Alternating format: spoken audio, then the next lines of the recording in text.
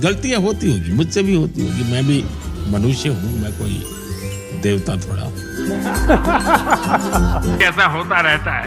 इतनी ऊर्जा आप कहाँ से लेकर आते हैं? प्रधानमंत्री जी, आप इतनी मेहनत करते हैं, इतना काम करते हैं, आप वाकई थकते क्यों नहीं है? और क्या इसके लिए ऊपर वाला शक्ति भी और ज्यादा दे देता है क्या? नमस्कार, आदाब, सत श्री अकाल, जय भीम, जोहार। मेरा नाम है नवीन कुमार। बात यहां से शुरू करते हैं कि कभी हमको भी इंटरव्यू दे दीजिए मोदी जी। चलिए, आर्टिकल 19 इंडिया से बात न करनी हो तो रवीश कुमार को इंटरव्यू दे दीजिए, अजीत अंजुम को दे दीजिए, शंभू कुमार सिंह को दे दीजिए, अभिसार शर्मा को दे दीजिए, दीपक शर्मा को दे दीजिए। ये तो बस थोड़े से नाम है, बहुत लंबी लिस्ट है। किसी को भी बुला ले मोदी जी कि आइए सवाल पूछिए। चलिए, फोनो फ्रेंड छोड़िए, लाइफलाइन खेलते हैं।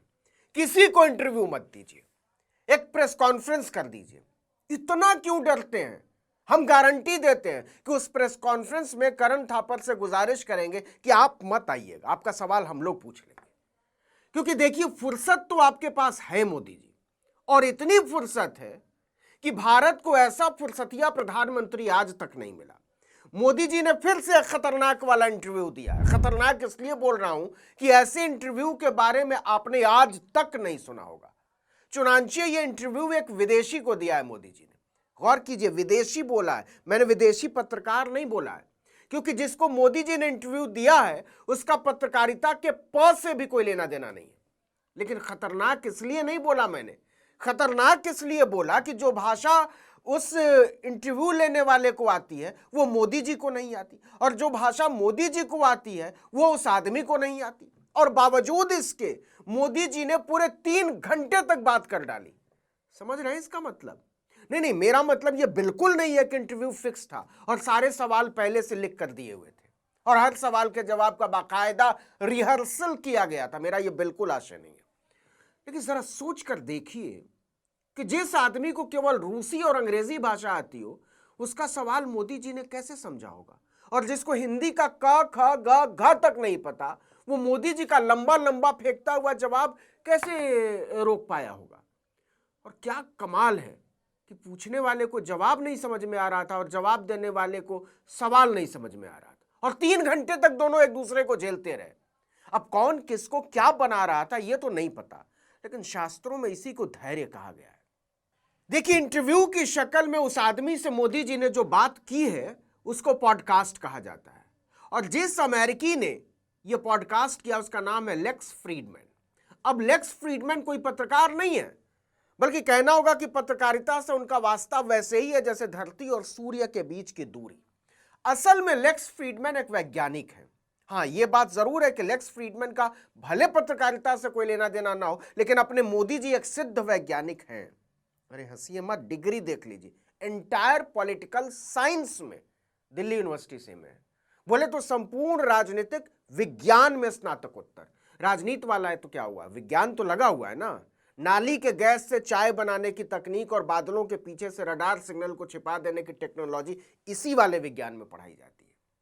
हाँ, तो आगे का किस्सा कुछ यूं है कि लेक्स फ्रीडमैन ने इशारों इशारों में मोदी जी का 3 घंटे का पॉडकास्ट कर डाला, क्योंकि एक दूसरे की आवाज में तो बात समझ में आ नहीं रही होगी। अब दुभाषिये ने कान में जिसको जो फूंका हो।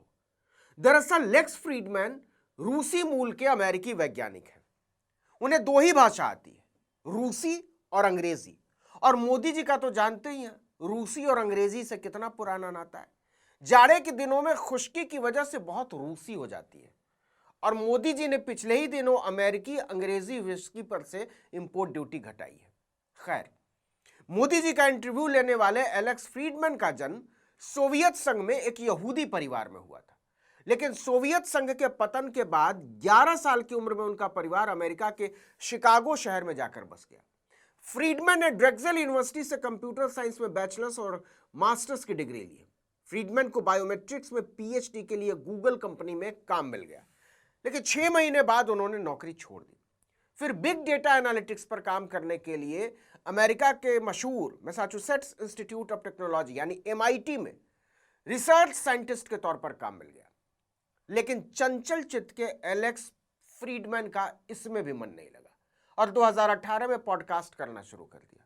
उन्होंने शुरुआत में तो इसका नाम द आर्टिफिशियल इंटेलिजेंस पॉडकास्ट रखा था, लेकिन 2020 में इसका नाम बदलकर द लेक्स फ्रीडमैन पॉडकास्ट कर दिया।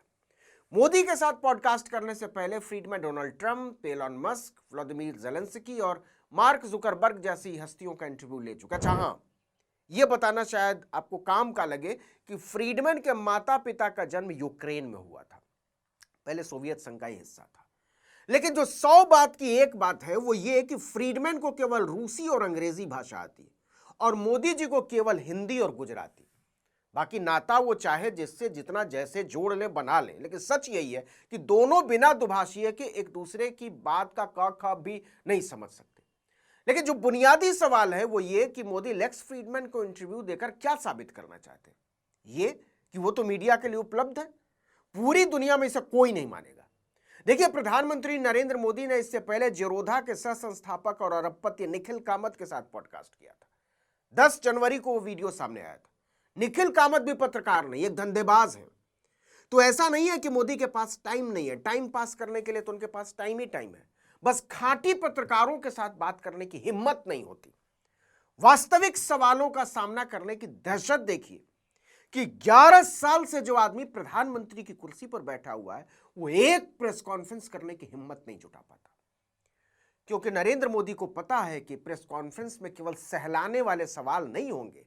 रूबिका लियाकत मार्का की आप थकते क्यों नहीं, या सुधीर चौधरी मार्का की बताइए आपसे क्या सवाल पूछूं, या दीपक चौरसिया मार्का की आप जेब में बटवा रखते हैं क्या, या आज तक के उन त्रिपंडुकों की तरह जो इस बात पर दांत निपोरकर हो हंसते रहते कि मैं तो अपने आप को बायोलॉजिकली नहीं मानता।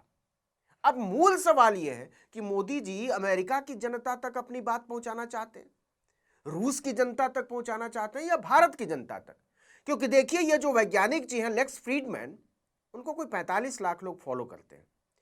ये रवीश कुमार जो अपने हैं उनको 1.25 करोड़ से ज्यादा लोग फॉलो करते हैं। शंभू कुमार सिंह को 1 करोड़ से ज्यादा लोग फॉलो करते हैं। अभिसार शर्मा को 80 लाख लोग फॉलो करते हैं। अजीत अंजुम को 70 लाख लोग फॉलो करते हैं। दीपक शर्मा को भी कोई 40 लाख लोग फॉलो करते हैं। आर्टिकल 19 इंडिया को भी लगभग 40 लाख लोग फॉलो करते हैं। लेकिन नरेंद्र मोदी हम में से किसी से बात नहीं करते। बात किससे करते हैं? उस आदमी से जिसका पूछा हुआ सवाल मोदी जी नहीं समझ पाते और जो खुद मोदी जी का दिया हुआ जवाब नहीं समझ पाता, और दोनों गपियाए जा रहे हैं। एंटायर पॉलिटिकल साइंस के विश्लेषक इस बात का पता लगाने में लटपटा गए हैं कि इस इंटरव्यू में कौन किसको लपेट रहा था। इस वीडियो में इतना ही, लेकिन अगर आपने आर्टिकल 19 इंडिया को अब तक सब्सक्राइब नहीं किया है तो फौरन कर लीजिए। बेल आइकॉन दबाइए, घंटी जैसी आकृति, लाइक कीजिए और कमेंट करके बताइए हमारा वीडियो आपको कैसा लगा। हमारा ट्विटर हैंडल है आर्टिकल 19_इंडिया और मेरा ट्विटर हैंडल है नवीन जर्नलिस्ट। नमस्कार।